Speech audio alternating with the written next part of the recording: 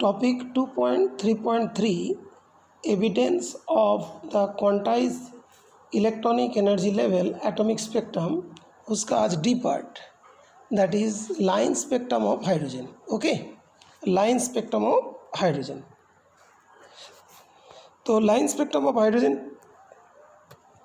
जो है, हम लोग के कुछ साइंटिस्ट जो है ये लाइन स्पेक्ट्रम ऑफ हाइड्रोजन को ऑब्जर्व किया था. उस साइंटिस्ट का नाम याद रखना है. उसको याद रखने के लिए बहुत एक आसान तरीका है, तो उसको पहले बोलता हूँ. लाल बहादुर पंडित बद्री प्रसाद. ओके, लाल बहादुर पंडित बद्री प्रसाद, इसी से पूरा याद हो जाता है. ओके, लाल बहादुर पंडित बद्री प्रसाद. ओके, तो एक साइंटिस्ट का नाम है लेमन. तो अभी देखो, ये जो साइंटिस्ट का नाम तुम्हारे बुक में कहाँ लिखा है तो भी बता देता हूँ. ये देखो यहाँ पे लिखा है साइंटिस्ट का नाम लेमन. लीमन, कोई लाइमन में कहते हैं. बलमार, तो लाल बहादुर बोला था. पंडित, पश्चिम, बद्री ब्रैकेट, प्रसाद, प्रीफंड. ओके, ठीक है बेटा. ये जो साइंटिस्ट जो मतलब जो ऑब्जर्व किया था, जो एक्सपेरिमेंट किया था, उसके बारे में यहाँ पे पढ़ना है. साइंटिस्ट का नाम याद होना चाहिए, बिकॉज ये तुम्हें ध्यान रखना है. ठीक है बेटा. जैसे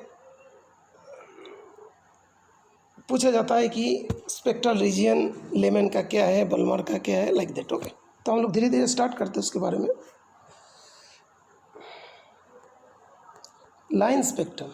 When an electric discharge is passed through gaseous hydrogen, the H2 molecule dissociate and the energetically excited hydrogen atom produced emit electromagnetic radiation of discrete frequencies.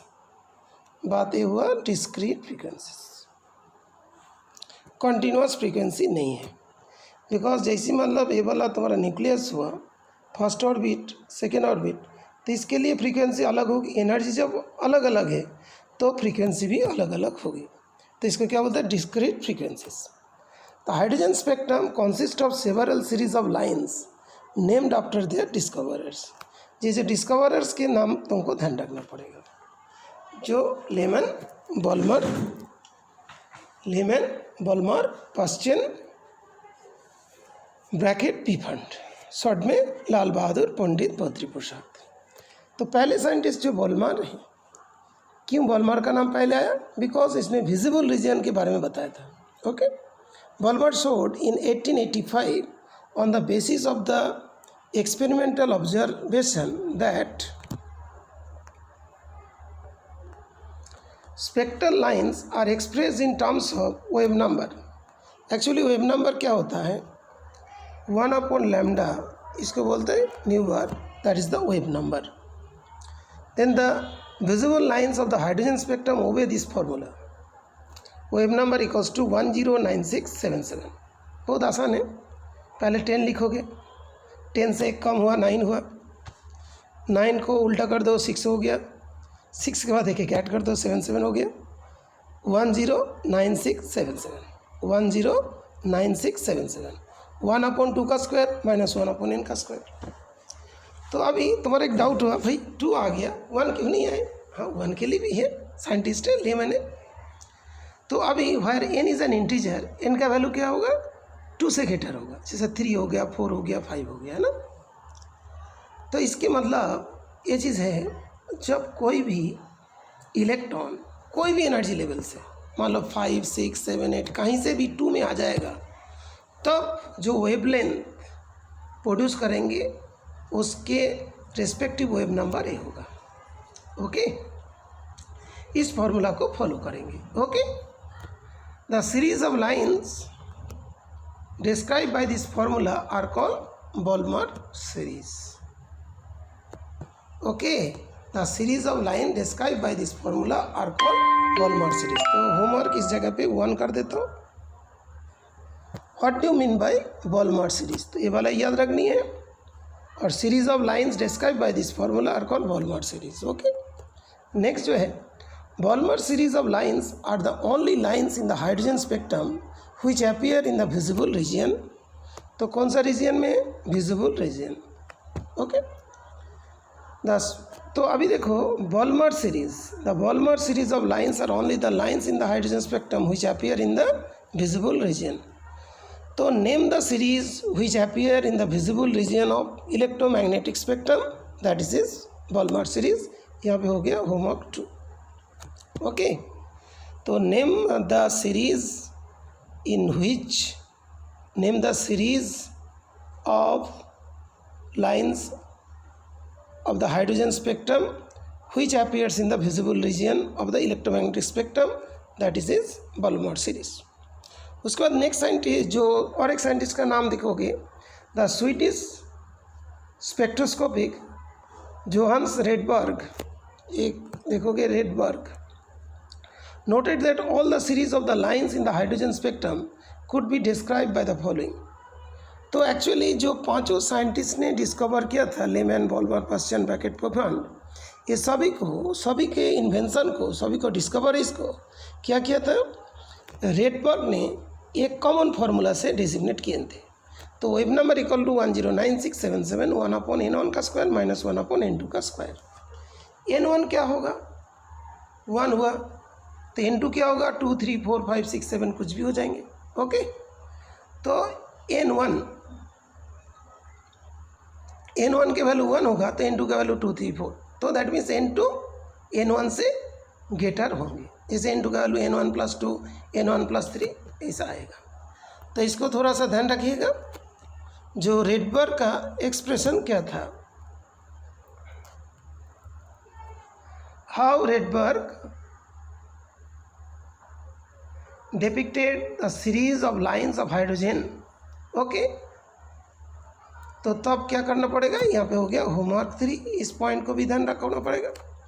Okay, how Johannes Rydberg describe the series of hydrogen, series of lines of hydrogen spectrum. तब ये वाला formula लिखोगे और n1 n2 क्या है उसको जरूर लिख दोगे। ठीक है, होमवर्क 3 का पार्ट हुआ।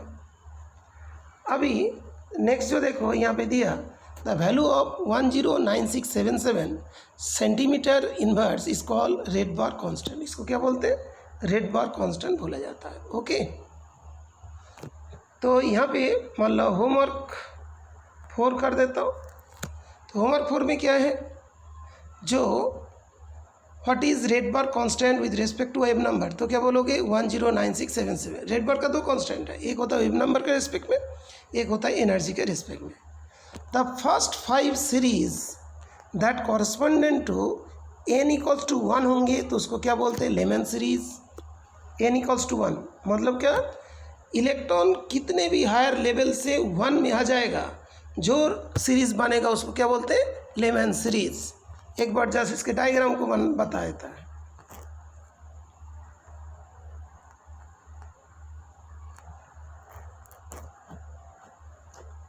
ये देखो, कोई भी हायर लेवल से 1 में आ रहा है तो क्या होगा, लेमैन सीरीज।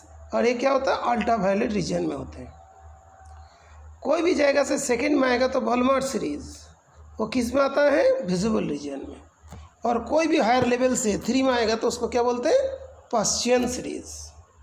ओके, उसको क्या बोलते हैं, पश्चिम सीरीज। ओके, तो एक बार उसको देख लो। तो कहीं से भी कोई भी हायर लेवल से 1 में आएगा तो उसको बोलते हैं Lyman series, that is the ultraviolet reason.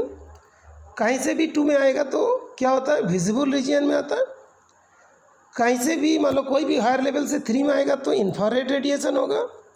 कोई भी हायर लेवल से 4 में आएगा तो इंफ्रारेड रीजन में होंगे जो रेडिएशन, और उसको बोलते हैं ब्रैकेट सीरीज।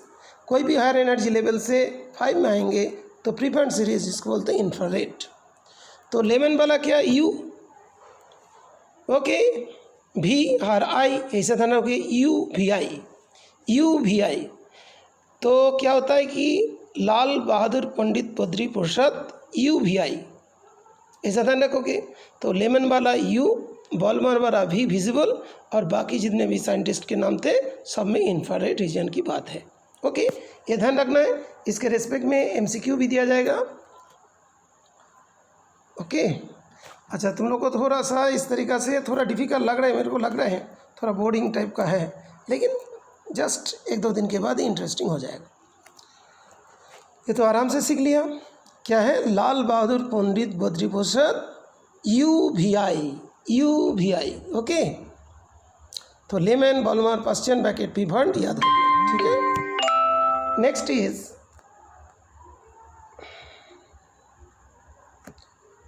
जो है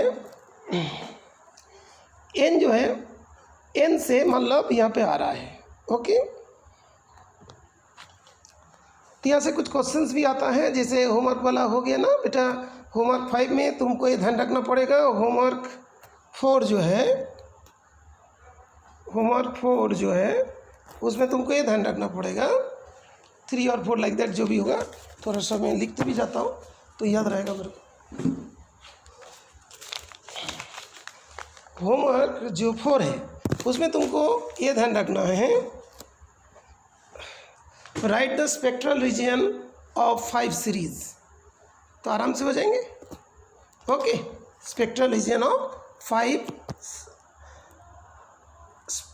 स्पेक्ट्रल सीरीज। ओके, तो स्पेक्ट्रल सीरीज 5 क्या? Lyman series, Balmer series, Paschen series, जो किस किस के अंडर में आ रहे हैं।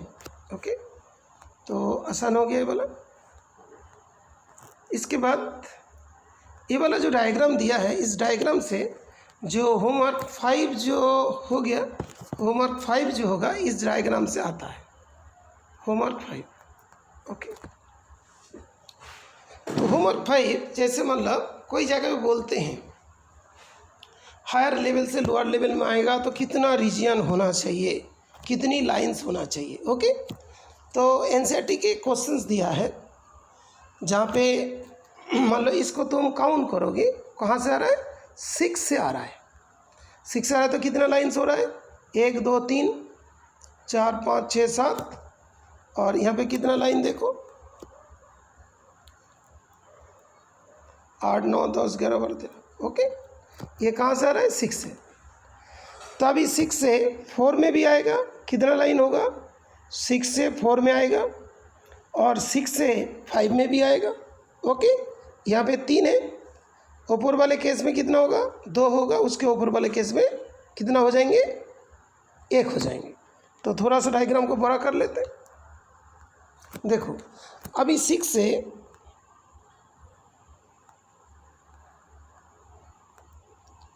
ये भी तो 2 लाइन होंगे, यहाँ पे भी 2 लाइन से होंगे, और यहाँ पे 1 लाइन होगा। तो 6 से 1 में आने के लिए कितनी लाइंस बन रहे हैं? मैक्सिमम लाइन 1 2 3, यहाँ पे 3 और ये 3, 6, और यहाँ पे कितना?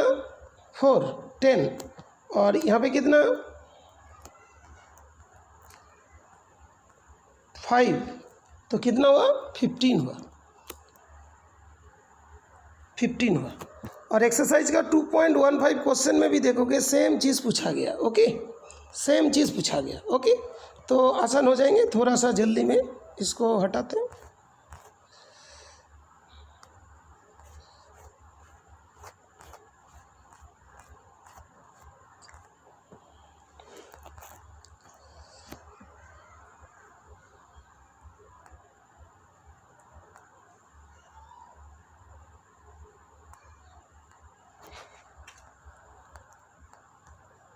ये देखो 15 में एक क्वेश्चन पूछा, what is the maximum number of emission lines when the excited element of an hydrogen atom in n equals to 6 drop to the ground state.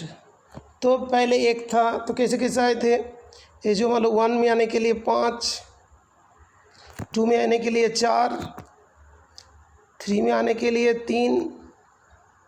Okay, तो जो 1 में कितना है? 5 था, उसके बाद वाले में 4 था। तो ये 1 में आने के लिए जो लेमन सीरीज़ था उसका 5 लाइंस थी। तो 2 में आने के लिए बॉलमर सीरीज़ था, तो लेमन बॉलमर। उसके बाद पास्टियन के लिए कितना था? 3 था, थर्ड लेवल में आने के लिए। 2 किसके लिए? 4th में आने के लिए। 6 से 5 में आने के लिए कितना था? 1। तो टोटल कितना हुआ? 9 3 12, 12 3 15। तो इसके आंसर हो जाएंगे 15। ओके, इसके लिए थोड़ा सा आसान एक फार्मूला भी है। जैसे हम लोग n = 6 बोला, तो हम लोग इस तरीक़ा से लिख सकते हैं n इंटू n-1/2। जैसे मतलब AP का फॉर्मूला होता है उस हिसाब से पुट कर दोगे। n का वैल्यू कितना है यहाँ पे 6 इंटू 5/2 दैट विल बी 15। ऐसा नहीं कि तुम्हें काउंट करना है। हाँ, कभी मान लो डिस्क्रिप्टिव क्वेश्चन में मान लो बोला डायग्राम ड्रॉ करके बनाओ तो उसके लिए ज़रूरत पड़ेगा। तो होमवर्क जो है 5 में हम कौन सा दिया, एक्सरसाइज 2.15 वाले क्वेश्चंस। ठीक है बेटा, ओके। साथ साथ एनसीईआरटी क्वेश्चंस भी हो जाएगा। ठीक है, थोड़ा तो इसको सेट करने में टाइम लगेगा। तो एक बार और समझा देता हूँ। वहाँ पे बोला था 6 से ड्रॉप होगी, तो 1 में आने के लिए कितना मैक्सिमम लाइन होगा, 5। 2 में आने के लिए तो देखो कलर दिया है 4। 3 में आने के लिए 3। 4 में आने के लिए 2। 5 में आने के लिए 1। तो टोटल 15। और उसके बाद एक शॉर्टकट का फॉर्मूला भी बना लिया। ठीक है, तो उसके बाद ये बोला जाता है कि जो यहाँ तक हो गया, हो जाने के बाद रेडबर्ग कांस्टेंट तक हो गया था, पीफॉन्ट बॉलमार पास्टियन।